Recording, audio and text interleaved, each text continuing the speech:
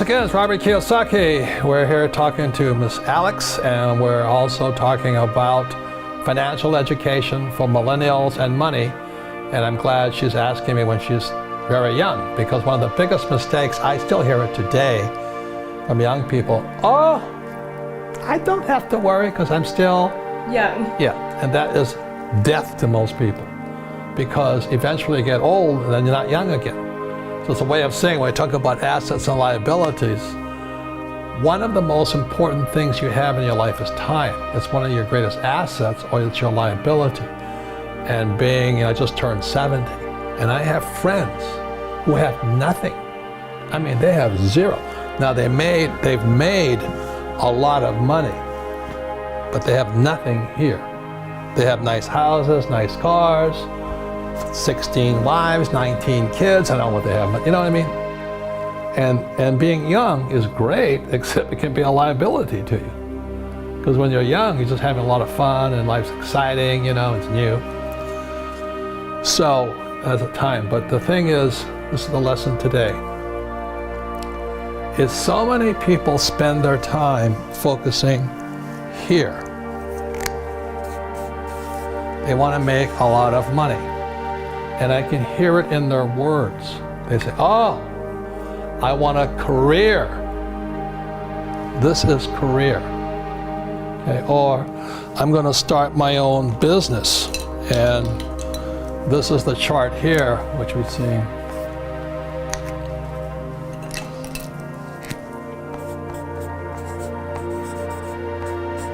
This is the cash flow quadrant, book number 2. E is employee.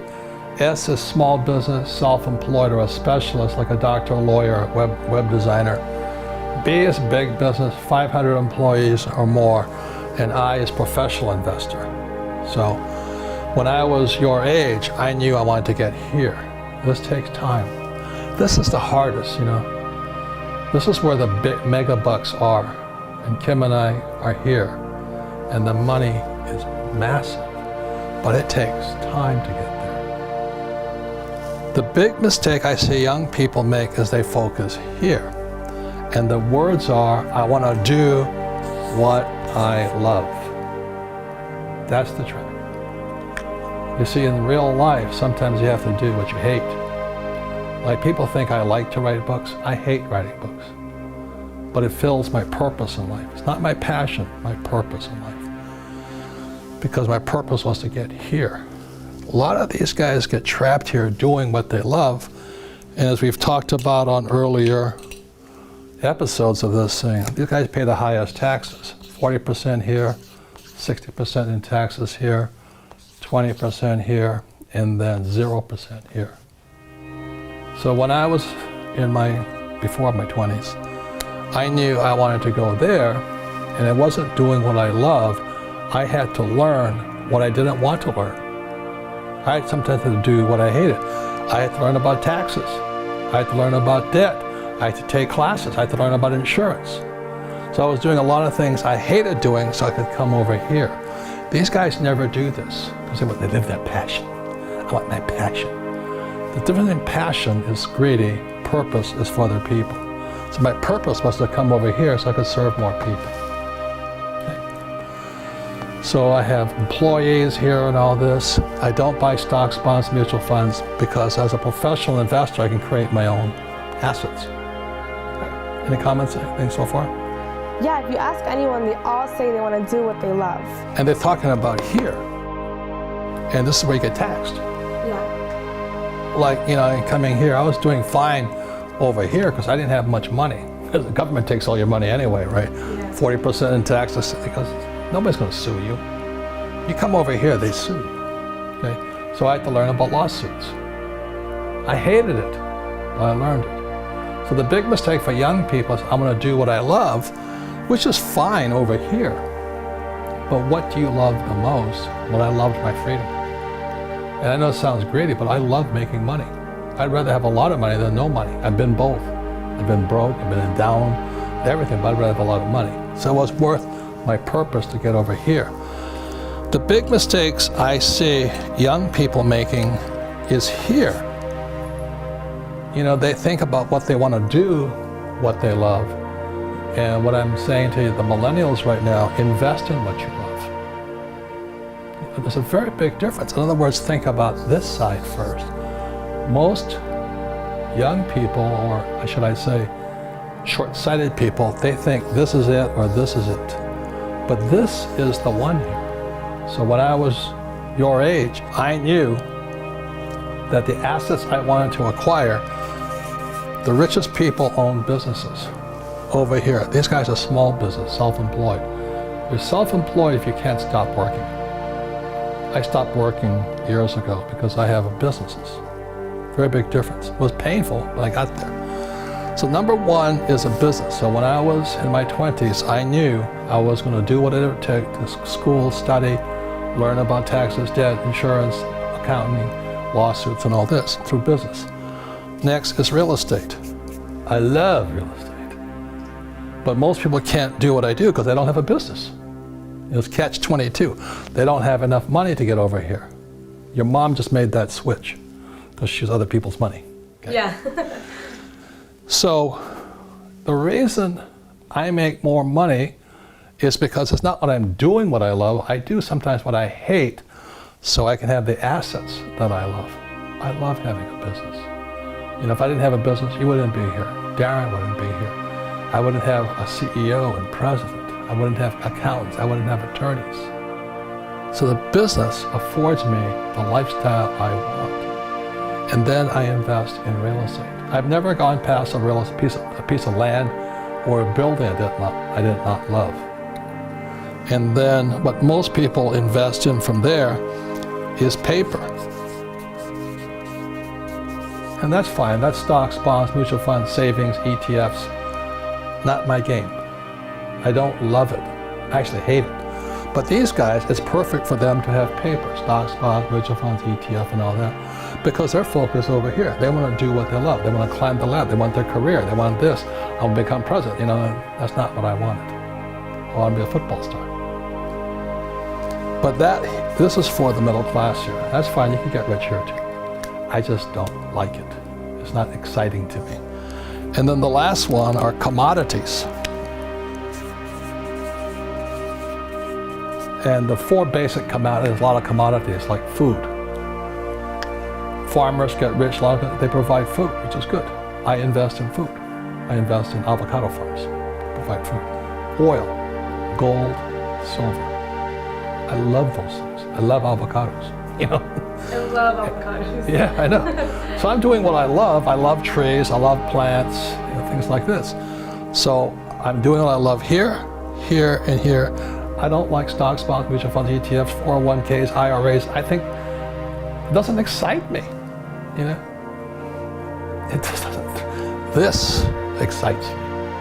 So I invest in what I love rather than do what I love. And these guys do what they love, but most of them never get over here.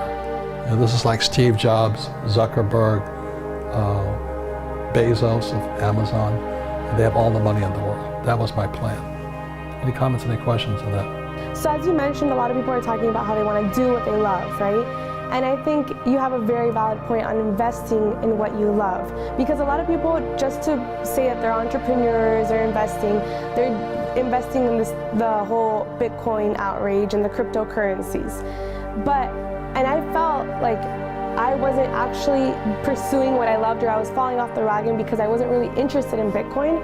But I realized that that's just not my thing. I'm not investing in what I love if I'm doing that in Bitcoin.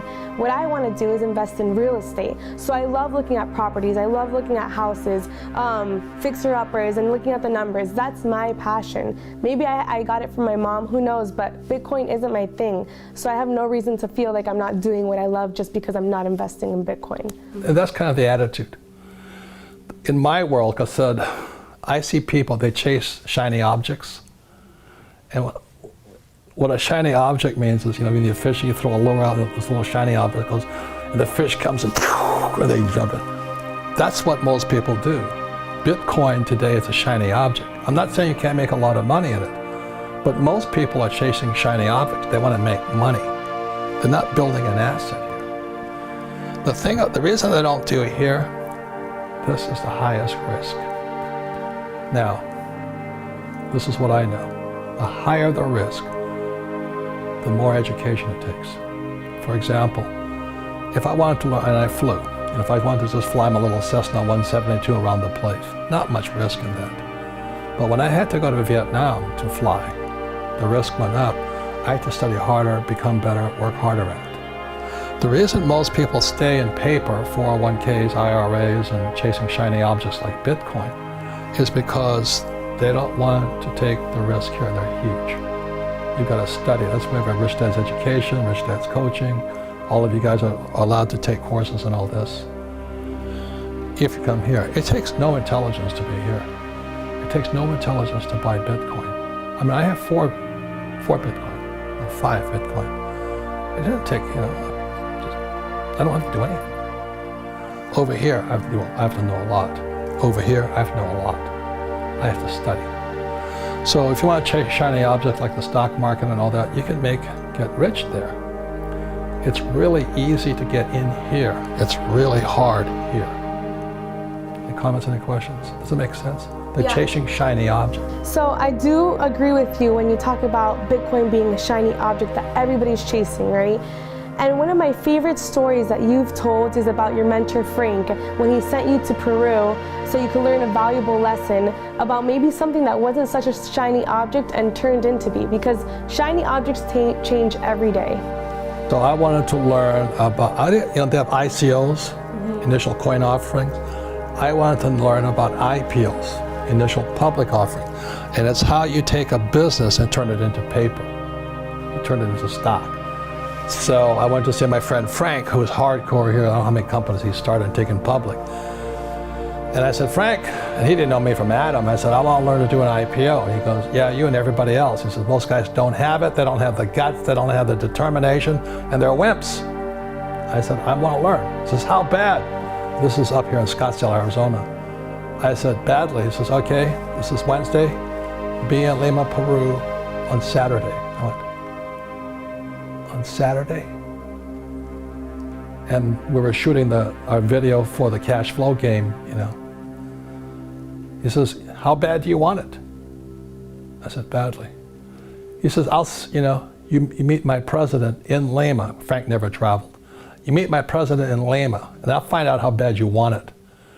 So that was Wednesday. Wednesday night, I was on a plane to Lima, Peru. I had to pay full boat. I paid my own way. Most employees can't stand that. They don't have any money. I flew into Lima, Peru. I went to look at 3 gold mines, and with Frank's president. It was an experience and an education I would never have if I didn't show up. It cost me probably $15,000 to $20,000 just for airfare on that thing. I get back on Tuesday to talk to Frank, and I said, Frank, there's nothing there. He says, I could have told you that. So why'd you send me? I want to find how badly you want to learn. Because most people don't have it. They want a job, they want job security, they want a paycheck, they want a 401k. And that's why they don't get to come here. That's why they don't get to come over here. Nothing right or wrong, I don't ever want it to be here. I knew when I was your age I wanted to come here, but the higher the risk, the higher the returns, but also the higher dedication, education, and study you have to go through. So today, and I'm making millions and millions. I make more in a day than many people make in a lifetime. But it was worth it. Did I lose? Sometimes, yes, but it was worth it. You go to school here, you take no risk. That's why my poor dad was poor. He didn't like to make mistakes. I love that story, Robert. Thank you for sharing it. I'll leave you one last word. It's very, very important for people to understand at a young age. And the word is called liquidity. The reason this is better for most people is because it's liquid. You can buy a stock, you make a mistake, you get out. You buy an ETF, you make a mistake, you get out. It's good, it's important. The moment you go into real estate, you're not liquid. That's why you got to be smarter going in. Because if you make a mistake, you can't get out. And you buy a bad piece of property, you write it down. And the same as businesses, you're in there, you're solid, you can't get out. Like if Rich Dad's gotten in trouble, with money, like all businesses are. I can't quit. Employees just quit and they leave. They run like little rats, you know. But if you're in here or here, you can't get out. So that's why liquidity is crucial. It's very important, which means that's why Rich Dad's coaching, Rich Dad's education, with all our programs and all this. But most people are not willing to do this study because they want to do what they love, rather invest and acquire what they love. That makes sense to you? Yeah, totally. So stocks, bonds, mutual funds, ETF, savings are good because they're liquid. You can make a mistake and get out. These things, hard to get out of, including gold. Gold's hard to get out of sometimes. Gold's more liquid than this. Oil is tough to get out of. You make a mistake there, you're going to ride that baby down, you know. Silver's pretty easy. But the word is liquidity. The less liquid, the higher your financial